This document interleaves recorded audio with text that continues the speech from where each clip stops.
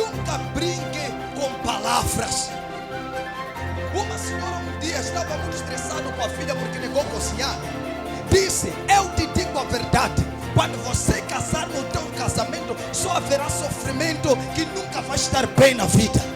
A menina casou e ela se esqueceu. De repente a filha briga, não acabava. Ela parou um dia, estava na igreja. Um homem de Deus estava a pregar e disse: moça, você está sofrendo muito na tua casa? Disse: sim. Disse: por causa da tua mãe.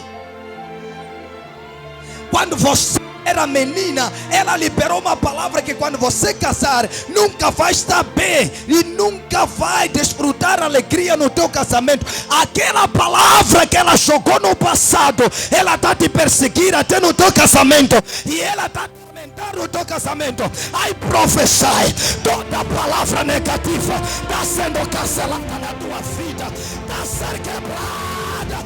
Diga fire.